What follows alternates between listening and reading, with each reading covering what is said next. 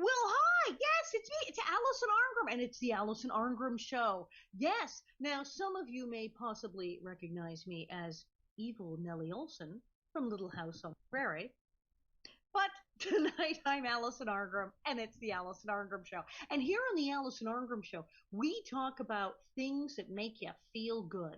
The movies, the television shows that made us feel good, and the people who made them, and people who are doing things now to make the world a better and more interesting place. And I'm always excited when I have someone I know on, but this guy, you love this guy. Some of you don't even know that you love this guy. You love this guy. If you're a Prairie fan, you are crazy about this guy. Yes, those of you who watch my readings, where I've been reading the Little House books, I read some of his books. Bill Anderson, or William Anderson, when he's being very official, is a brilliant author and historian, and he didn't set out to be like the Laura guy, but he wrote a book about the real life of Laura Ingalls Wilder for HarperCollins, and man, did it catch on, and he wound up cranking out them Laura books, and just one after another, and yep, I've read them here, and they're great. They're so good that boy, you get tied into Laura Ingalls Wilder. You write some about Laura, you will never hear the end of it, and he hasn't. Even though he's written dozens of other things and has a whole new book about a whole new thing, and you are going to love him madly, ladies and gentlemen. Bill Anderson. Thank you, Allison. We have talked about doing this show for I don't know how long, and here we are. I've been trying to get you on here. And I've watched you, and I've heard you read my books. I was never more honored when you read some of my books cover to cover last year. Thank you. Thank you again. They're readable. I mean, that's the thing is okay. Laura Ingalls Wilder, obviously the most written about like person ever. The American author. Everyone writes about Laura. Everyone's written about Laura. Wanted to be Laura. We had a whole TV show about Laura. Her daughter wrote about her. I mean, the endless Laura, the machine of Laura Ingalls Wilder that exists in writing. Extensions of the books about the books about her, books about her daughter. So there's a lot out there, and more to come. And more not by me, but more to come. It's never ending, and some of them can be quite dry and historical. Some of them, well, this is very correct. Okay, and then even Pioneer Girl, which was her original own autobiography that she wrote before the Little House books, and of course everybody went, nah, we're not going to buy that. So she went, I guess it's children's stories then, and Little House in the Big Woods, but you try to read that and it's got footnotes and it's like, wow, yeah, this is going to take a while. And it's slow going. And that's why it's like her books are great, but the Prairie. So there's books about her that are just very dry, historic, sort of, scholarly. Term papers. They're very scholarly. Right. But lots of professors have written about them. But you are scholarly, but when you write, you're readable. You're talking to someone. You can actually read your books and not feel like you're doing homework. Well, I always remind people the Wilder books were written for children, published by HarperCollins Children's Department. HarperCollins Children's Department published most of my books, so I assumed the intended audience were kids that heard the books in school, loved them, and wanted to know a little bit more. So that's the audience that I wrote for, but I actually think maybe more adults have read my books than the kids. Oh, I think so. I mean, I think, yes, in some schools, they probably say, well, boys and girls, let's like knuckle down and learn about the real Laura. But yeah, no, because you come to the events, and on the one hand, you say, well, I don't want to be just the Laura guy, but you come to all the events. You've been to everything in DeSmet and Walnut Grove and Mansfield. You've been to all the Little House places, so they see you as, well, we can't get Laura's autograph, but we can get his. Ditto with you. We just were in South Dakota, both of us, in DeSmet and in Keystone last month, and we had a great time. No, mid to late July. Yeah. We had a great time. It's always fun to meet in these places, see cast members, and it's just like a reunion seeing you guys and gals. And you've become part of it. I mean, you're always like, we have a cast of Little House. Oh, and Bill's here too. Oh, okay. It's like you're part of the Little House gang. I love it. I did visit. Do you have people who think you're related to Laura because of the books? It's like, well, we don't have, Rose isn't here anymore, and there's no direct. Are they kind of like, you are the Laura, like as if you were related to her? Is that like a thing? Well, I quash that because it's not true, and there is no blood relative of the immediate Ingalls or Wilder family still alive. Rose Wilder Lane was the last, Laura Ingalls' daughter. And I just happened to be immersed in this because I've been asked to do so many books and did all this research, met people that knew them. So I feel almost as if they're my own ancestors because I know more about them than I know about my ancestors. Now, so it's not a bad thing to be involved in. In real life, you teach English and writing. This is your real job. Well, I taught U.S. history. When all the coaches finally retired, then I moved into social studies and U.S. history. But before that, I taught American Lit and composition and journalism. But my first love is history, particularly American studies. And of course, Wilder and her life and her family and what they did fit right into my interest, which was started back when I was in third grade, hearing the books read aloud in my classroom. I think that's where it starts. I mean, now, of course, I'm crazy. As you know, I didn't read the books until after I got the show. It's terrible, terrible. I was like 12, got through. I was like, Laura, who? I was completely clueless. Your teachers would have caught you up somewhere along the line, I'm sure. Right, eventually it would have come up. And so I ran out and got them. And they are fascinating. It's amazing how many people think that the books, even though they're in the historical fiction section of the library and the stores and their kids' books, people go, no, this is her real life. I mean, the show said this is real. And it's like, yeah, she kind of messed with the timeline, and like she just kind of said, she didn't like what happened in Baroque, so she just said, didn't happen. Forget it. Just like she jumped over things. She went, in writing push delete on that. Yeah, she can go, well, this part of my life is boring, so I'm going to move it up to the next town and write about that. Right. I think there are 3 levels of reality with Wilder: the television series, her real life, and then the stories that she transposed into great novels and adventure stories about going west. So there are 3 versions to me of that family's life. And it's great when people like all 3, or one of them, or 2 of them, or 2 out of 3. And we certainly know from meeting so many of these fans, they are some of the nicest people around. And I come back from South Dakota, Keystone or DeSmet, feeling so good that I have interacted with these families on vacation, coming to see the Wilder places. A young boy and his dad came from California to DeSmet because the son said, Dad, I want to go to DeSmet for my birthday present. And this kid had read all the books, and it's just fun interacting with today's audiences. And they still love the books and the TV show. I like all 3, and I love seeing how they're different and the same. And I, of course, I always like to remind people sometimes there were things that happened because it's just a little different in the real life that didn't make it into the books and then weirdly made it into the TV show. Yes. They said, well, there's so many things in the books that didn't get in the show, and you guys made up a bunch of stuff that is in the books. Yeah, and then we'd sneak around the corner and sneak something in from a real life, like when in the show we moved to Winoka, a completely made up place, but it was sort of the Baroque stories, like of the hotel Baroque. I was like, we said, let's pretend we know what happened in Baroque that she didn't write about. Right. And then Kent McCrae, way back when the show was in its high esteem, he wrote me and asked me for copies. I first started out writing this series of booklets for the museums because there was nothing factual. You wrote pamphlets. You wrote pamphlets about Laura. Like small books, the story of the Ingalls family. And Kent said, would you mind sending those to us? And then I saw where they had plucked little bits and pieces out and put them into the scripts. And I thought, how cool. Well, we snuck in the baby when the Ingalls lose their boy. Right. She did not. I mean, obviously, having her little brother die, it was hugely traumatic for the whole family. So she didn't talk about it in the children's books, or this for children. I'm not going to leave that part out. So we snuck it back in, and suddenly Charles Frederick Ingalls exists and dies in the series, like in real life. Now, of course, she did not run away from home and apparently cross 3 states to find a mountain because Minnesota's flat. And where would she have gone?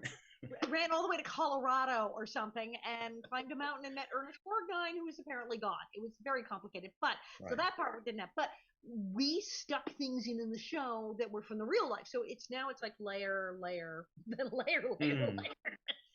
Her life is just getting to be an amalgamation of a lot of different spins. And that's okay because people are free to look at all the facts and the dry scholarly things and the books that are written for children. And they still love watching the TV series. So it's all good. Well, it's just all a good thing. Facebook just the other day said, "Oh, it's like the Marvel characters. It's canon. There's canon. It's like which Star Wars timeline are you following?" I was like, right. And Allison, now, how did you start this? What was the first thing you wrote about Laura? Because you were writing like brochures. Okay, this is very briefly.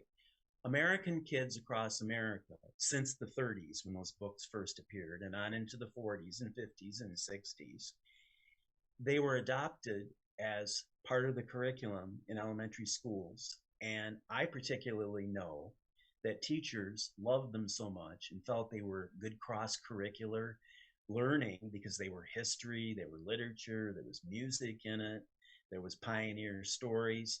They read those books unfailingly to their elementary students. And the projects we did in connection with those books were epic. We'd draw maps, we'd make illustrations. Of course, it was a great day when we churned butter and had cornbread. Big day.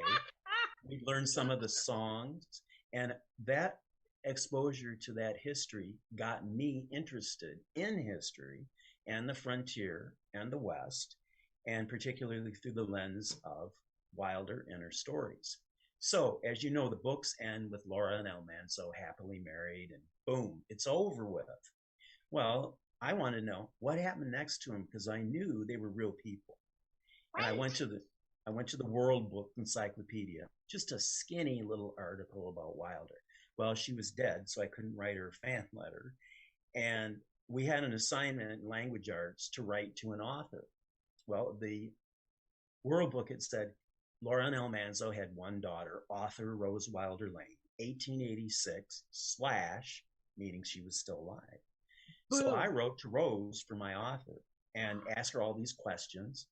And I got a typed letter back from the great Rose Wilder Lane. Wow. Do you know how many fans would just like literally fall down unconscious?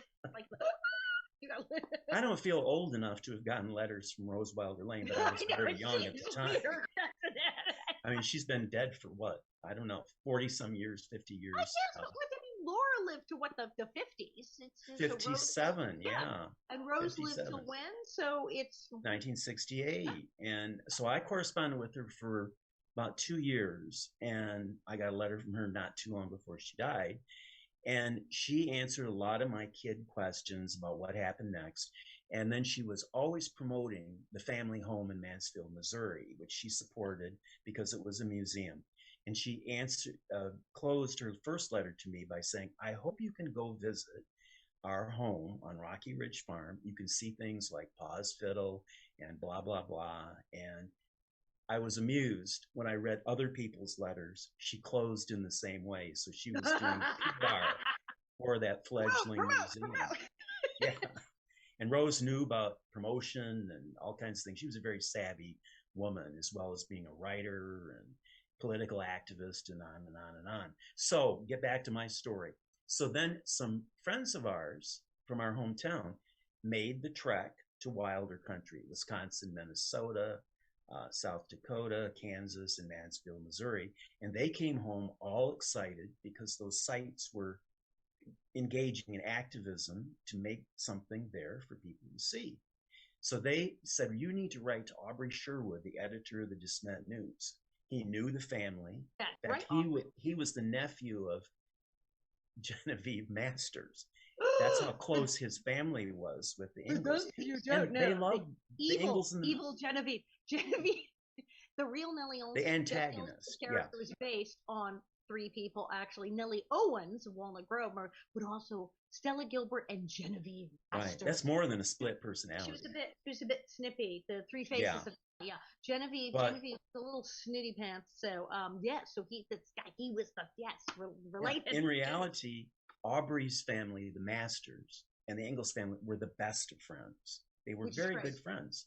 And I think that business between Laura and Genevieve and Nellie and Stella Gilbert, those were just middle school and high school girl sparring.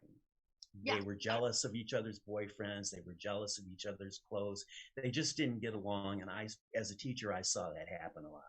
Oh, hi. You like girls, junior high? Yeah, I was there. Hello. Mean cheerleaders.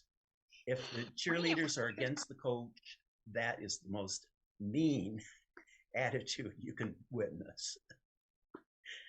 So anyway, I wrote to Aubrey, and then the Lichties, who were friends of the Wilders, had a lot to do with starting the preservation of the Wilder home in Mansfield, Missouri.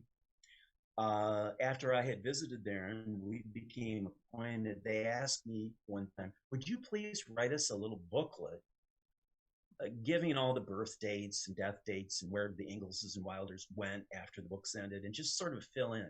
Because when we're giving tours through the Wilder home, we just get barraged with all these questions. And if we had a pamphlet or a booklet, that would make it so much easier on us. So I went to work, I think I was in 8th or 9th grade, and wrote up this short... You're in 8th grade when this is happening. You're like, yes, I can write a pamphlet. I can write a brochure. You're talking to the editor of the paper and going, yes, I can write a brochure for your museum. You're what, 13?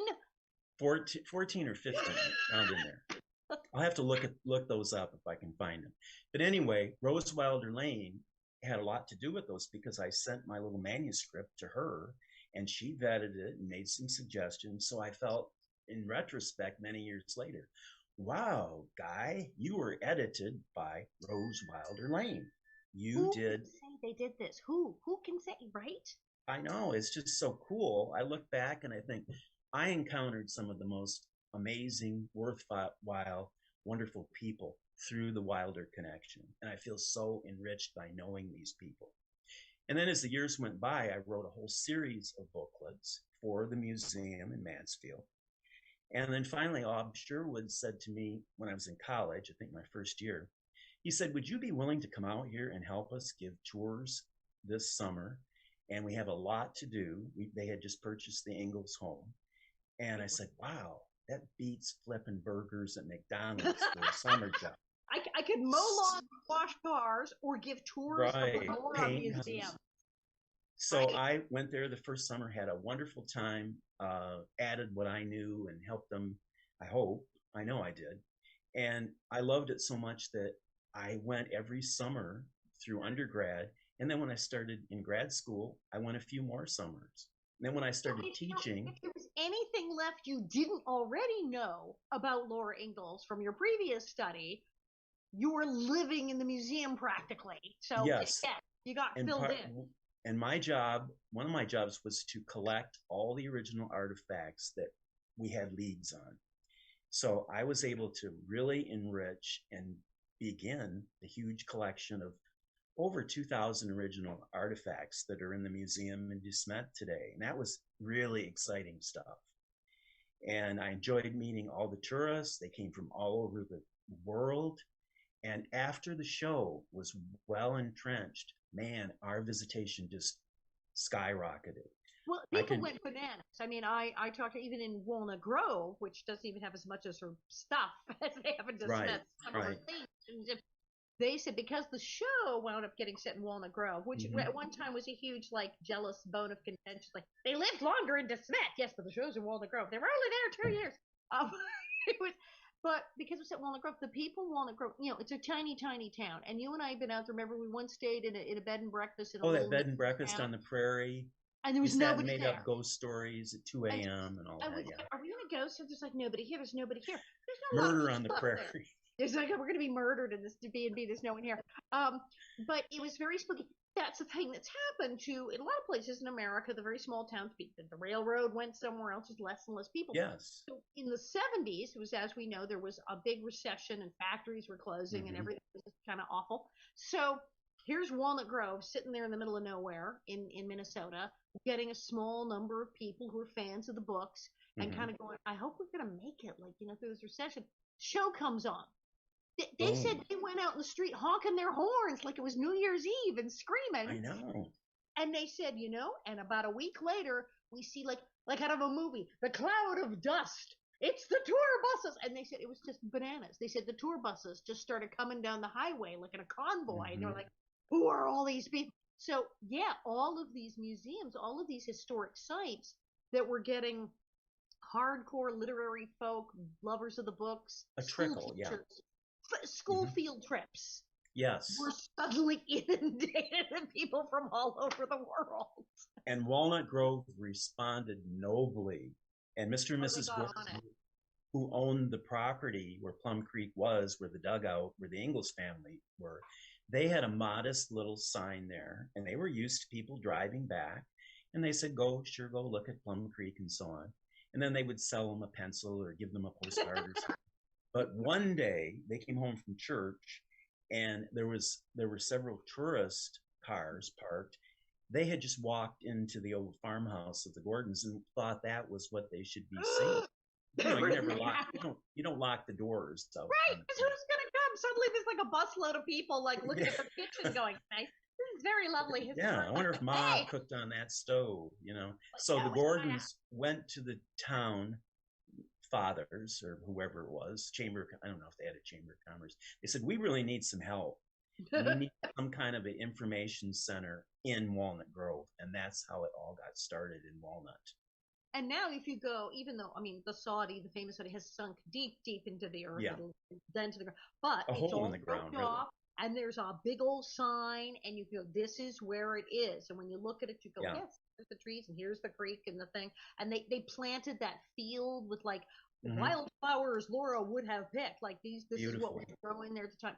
Gorgeous stuff. And then what they're doing out in Mansfield, they're talking about replanting like Almanzo's apple orchard at some point. It's thriving. We have the orchard going.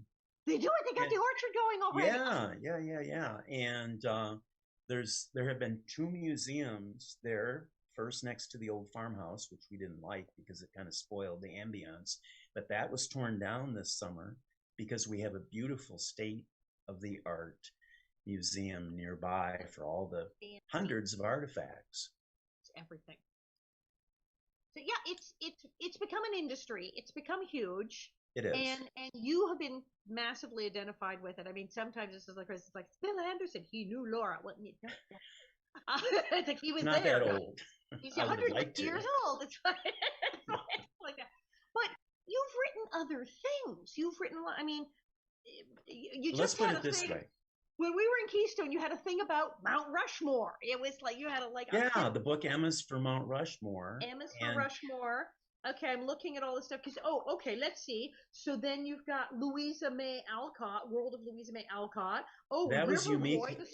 Story of Mark Twain. It's like you covered everybody. You got everybody in there. I got all these great American authors and historical figures, and those happen to be topics I just happen to be interested in.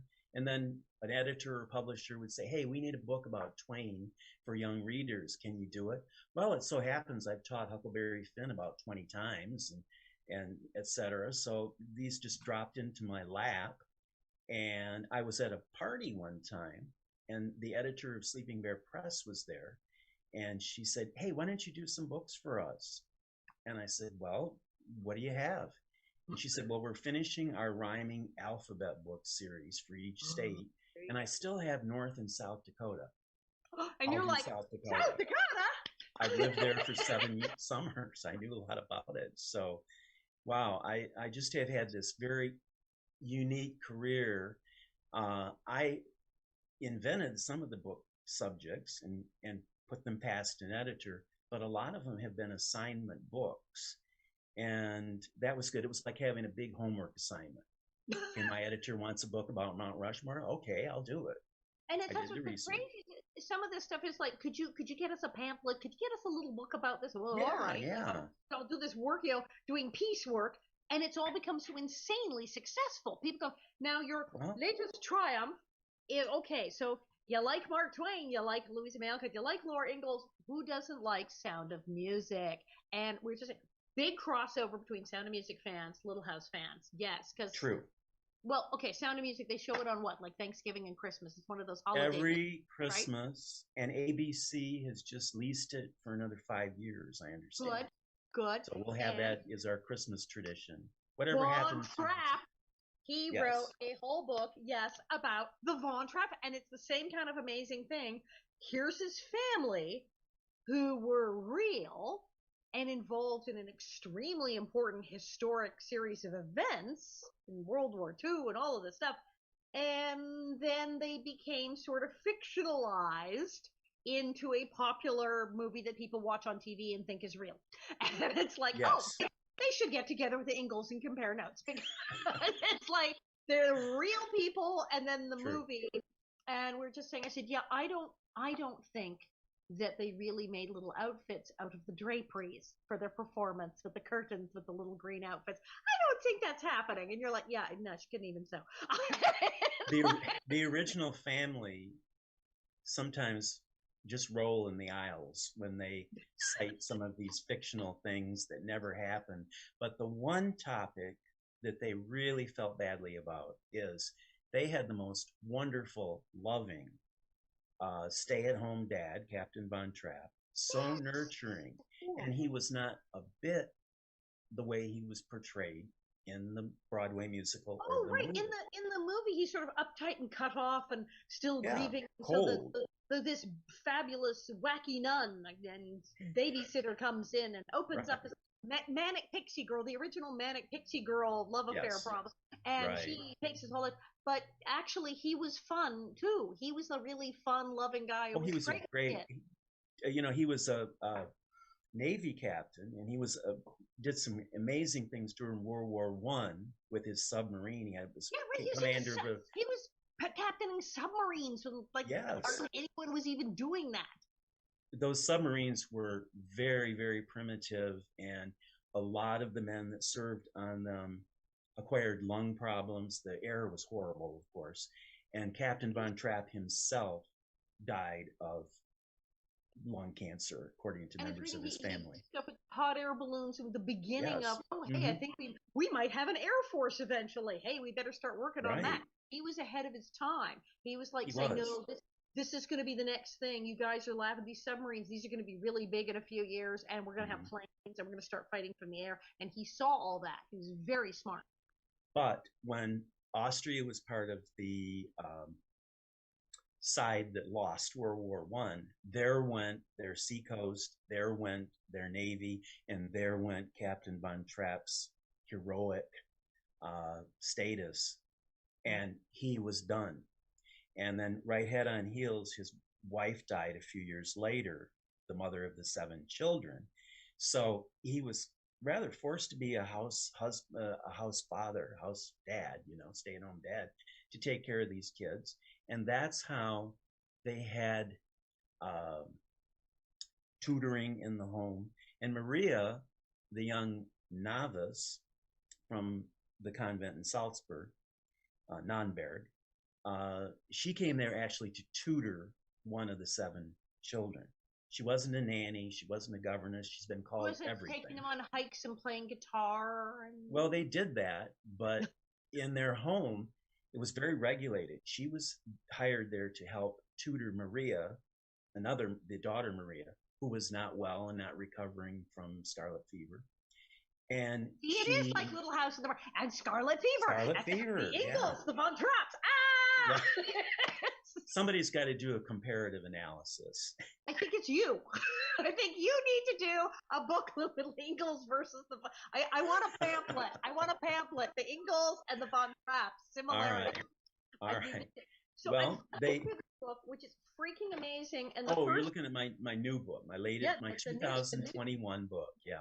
Gorgeous. First of all, it's gorgeous. If you are a Sound of Music fan, you get this because it's like, here's the whole family. There's the whole family.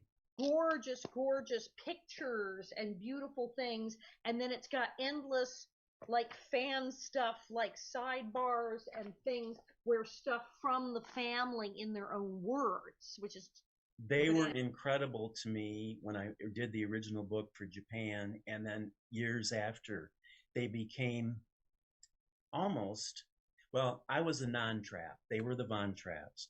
But non-trap. Non-traps are people that they take into their elastic friendship. Oh, if you're gonna And die, you can become a I feel so non-trap. I feel so honored to have known them personally and love them as people. And they were just so open to share their reminiscence with me, loan me pictures. Like they've autographed it, where it's a printed thing, where it's like you get their whole autograph. But that was the thing that blew my mind. This was originally published in Japan. It wasn't like, oh, we did this in America and then we went to Japan. It started. This was sent off to be a hit in Japan. Yes. In Tokyo. And the book. How explain that one? Well, my translator and good friend Yumiko, she is the one that spearheaded that. Otherwise, those 3 books about the conquered authors, Laura Ingalls Wilder Country and the World of the Von Trapp Family, they wouldn't exist. And each of them were picked up and published here in America. And when COVID became real to me, I thought, I'm going to have to stay quarantined like everybody else. And I thought, I need a project or I'm going to go bonkers here in this house. You can only clean out drawers. Right? Like me reading the books. Like right. You did that as well. You can only clean out drawers and closets that long. And I thought, I looked at the Von Trapp book and I thought, it's getting kind of dated because it came out in the 90s, I think, in Japan. And then the American edition came out several years later, and we've updated it because some of the family has passed on. But I just thought it just looks kind of dated. And I said, I know what I'll do to keep busy. I'm going to tear this whole book apart, rewrite it, and spend a lot of time on it and make it the definitive and last edition of it that I'll do. So it turned into about a year's project. And I worked so hard on this.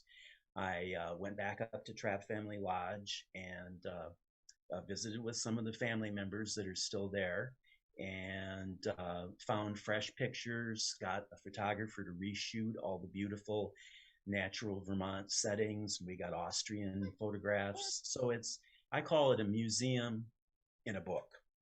It is just amazing. And then here's the Trapp Family Singers, like their programs from the concerts. It's just Christmas with the Von Trapps, the Trapp Family Singers Christmas. And it just goes into their modern life. And then here's the whole crazy thing. I did not know this. The Trapp Family Lodge. There's a resort, and there's trappfamily.com. They have a website. They have Absolutely. A lodge. What? That's where to get the book. www.trappfamily.com. And that lodge. We normally think of that the Trapp family have a resort and a website. So how did that? It's there. And that beautiful lodge and timeshare condos and their own brewery, it's just like a little village. That is on the site of an old Vermont farmhouse that they purchased in the 40s because they needed an American home, because they were on tour for months upon months, but they needed a place to be in the summer. So they bought this rundown farm and built it up themselves, built this beautiful lodge. And that is now sort of a memorial to their immigration and their contributions that they made here in America. Not so many people remember that they were a major concert attraction for over 20 years. And they went on these exhausting... They go, they sang, and then they climbed the Alps. Yeah. And they never sang... I love it. A little of Austria, a lot of Vermont. And the Trapp Family Singers never sang any of the songs of The Sound of Music because the movie and the play came after they had stepped off the stage. Right. Because they had toured in 30 countries, and the kids were getting to the point where they had children of their own. They were married. They wanted their own careers. So they finally just decided after a 6-month tour in the Pacific and the South Seas and Australia that this is it. And then they gave a farewell tour. And then came the Broadway musical with Mary Martin and Theodore Bikel. And then came the movie. So no Sound of Music songs from them. Up Leader saying goodbye. No, that's it. No. No.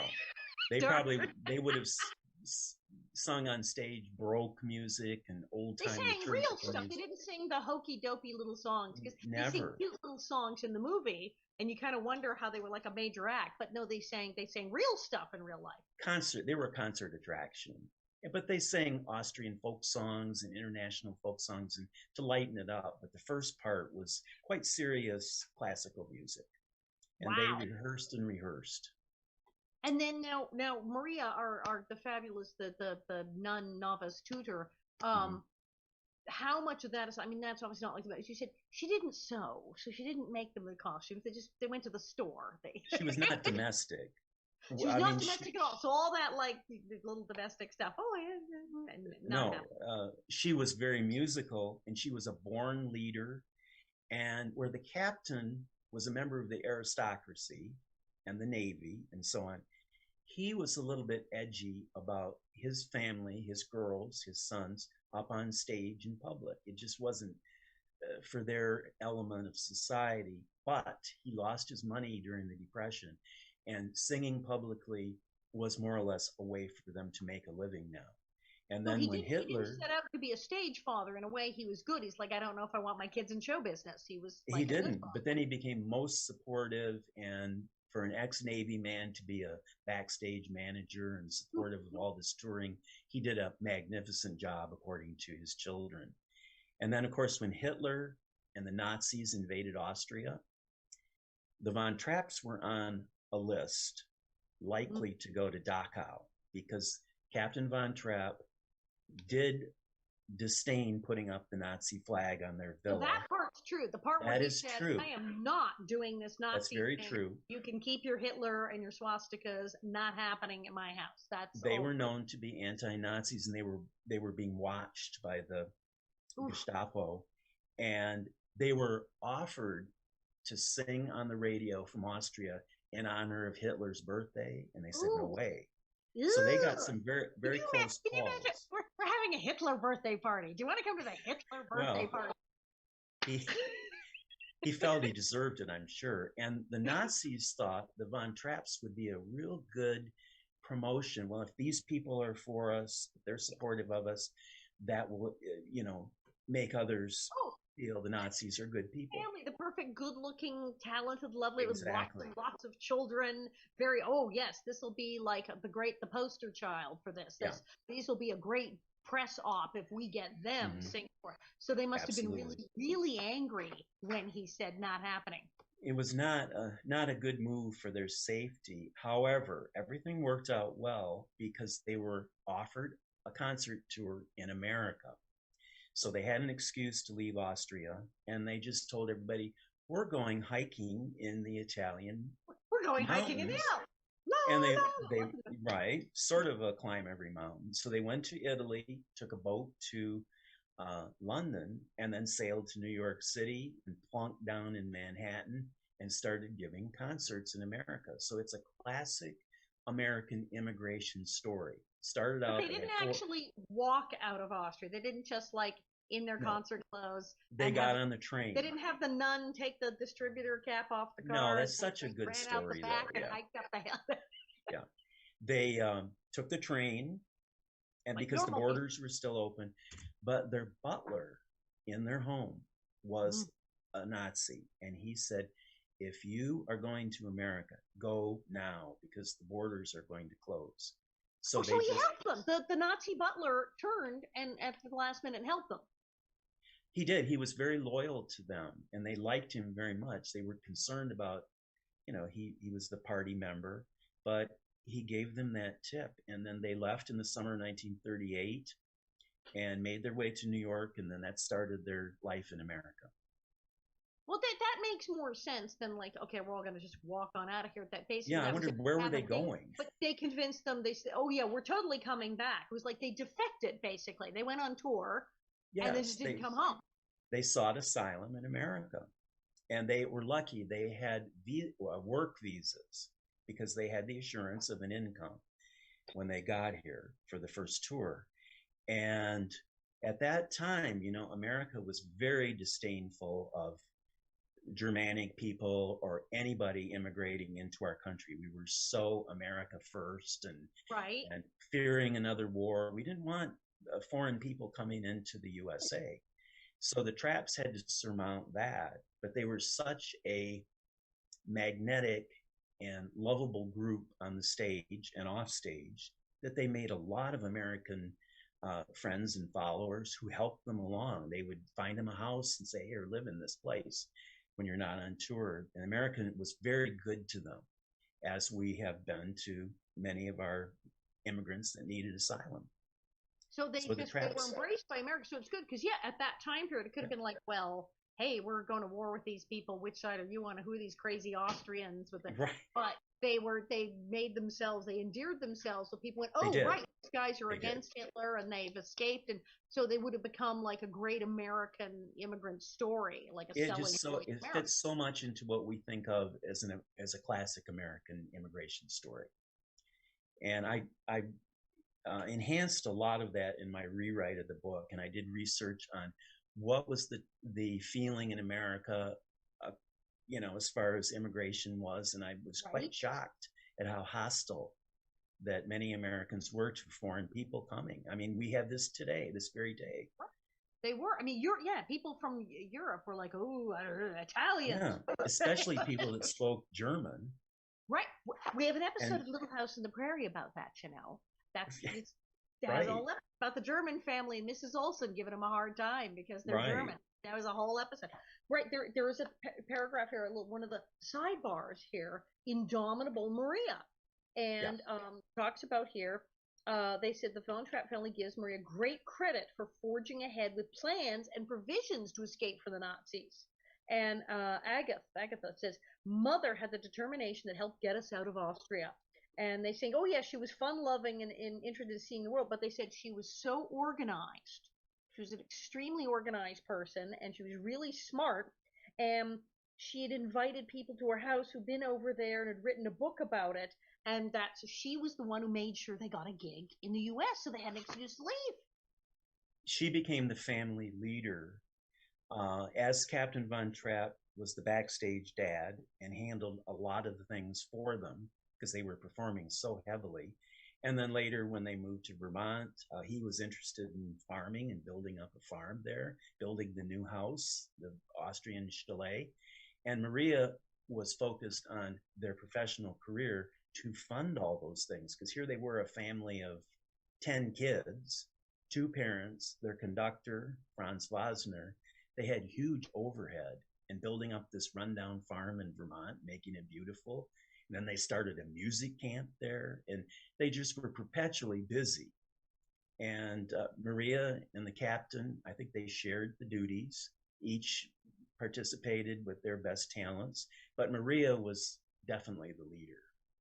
And there's so many more kids. And then, of course, because then Maria had kids and adds those kids. And then they've all gotten married and had tons of kids. They're sort of the Austrian Osmonds. Well, I was going to say earlier, they were the precursors to the Osmonds and the King family and all kinds of other family. The Andrews, name a family act.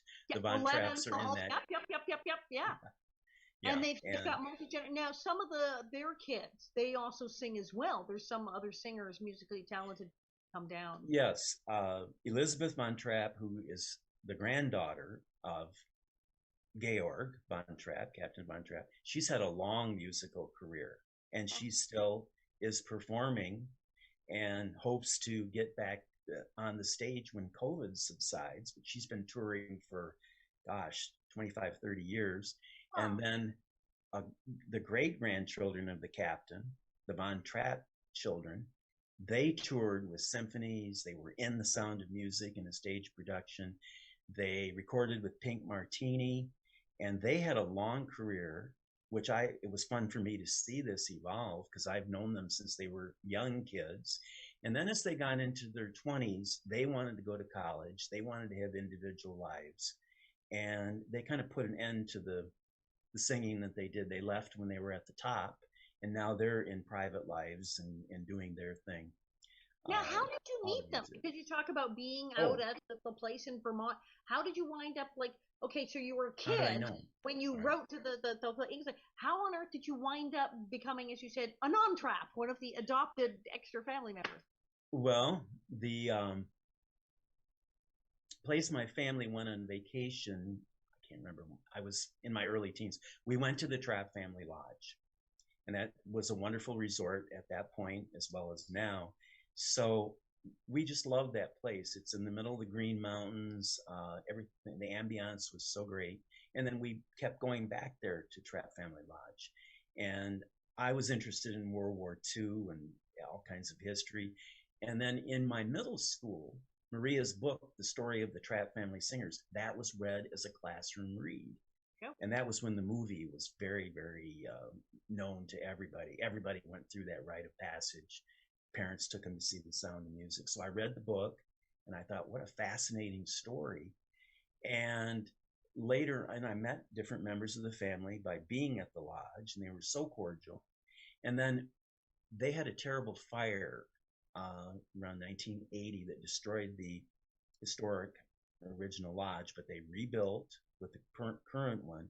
And by that time, I was doing a lot of magazine articles, particularly travel articles. And I got asked by a couple magazines to cover the opening of the new Trapp Family Lodge, which was a huge, huge event. So I got to go up there for 4 or 5 days, and I interviewed different members of the family and got to know them better. And I wrote a few articles. And I always like to say this to people that ask me, how do you get published? I realized in retrospect that some of the magazine articles that I wrote turned into books because I gave those articles to Yumiko in Japan. She took them to Curieto Publishers. They read the articles and they said, yeah, we want to do a book. We want to do the world of the Von Trapp family. So it's a good segue into book publishing. And I think I've done at least 100 magazine articles for many, many magazines here and abroad. And that was my first practice or apprenticeship in professional writing, which led to my writing books. Well, it's kind of like the Von Trapps. Like, okay, we're having an opening, an event at our historical site. Hey, we need a brochure. It's right, exactly. It's the Laura all over again, and then you got pulled into this. That was a star-studded event because the Von Trapps invited a lot of their friends, including Bob Hope's wife and Mary Martin, who had played Maria on Broadway, and people that had sung with them at different times. And it was a star-studded affair. And here I was actually meeting all these people. It was quite amazing. And then I went home and wrote the articles, and the rest is history. Well, I said I love all your stuff, but this is yes. If you are a Sound of Music fan and you want to get the scoop on the actual Von Trapps, and then oh yeah, the pictures from the movie, and it's like nope, not like that. Oh yeah, there's a chapter on the movie.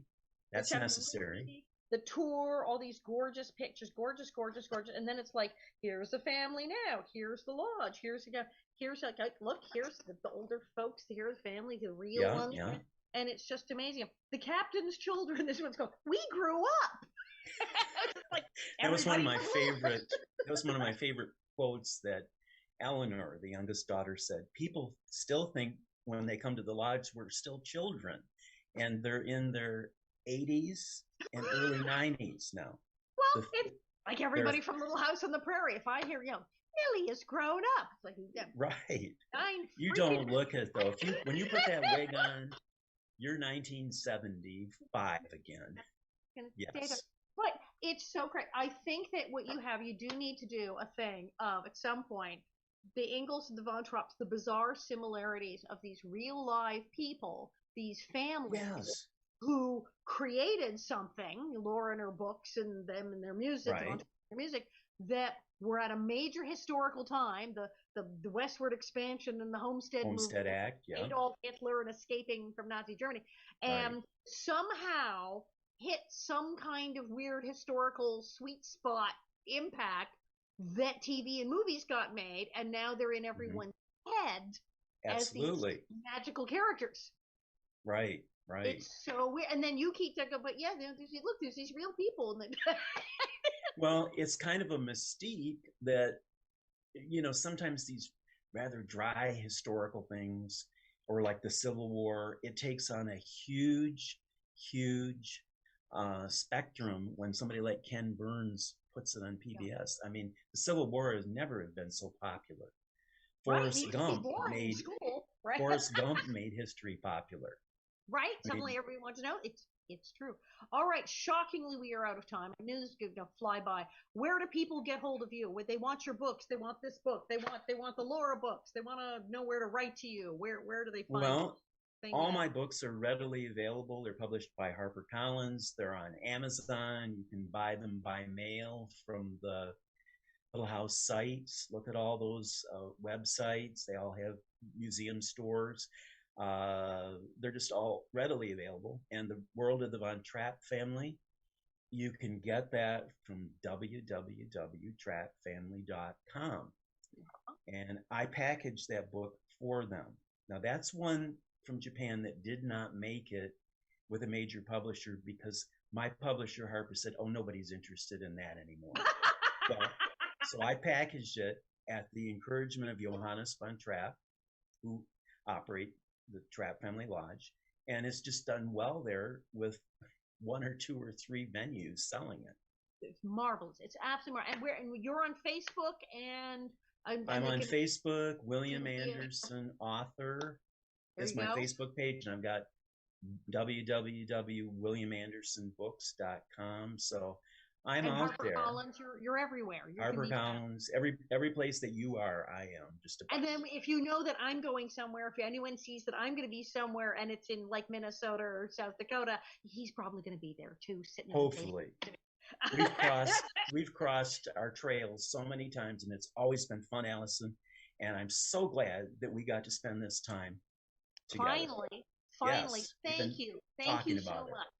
All right, thank you. That was the brilliant Bill Anderson, and this is Allison Arngrim, and this was the Allison Arngrim Show. Bye-bye.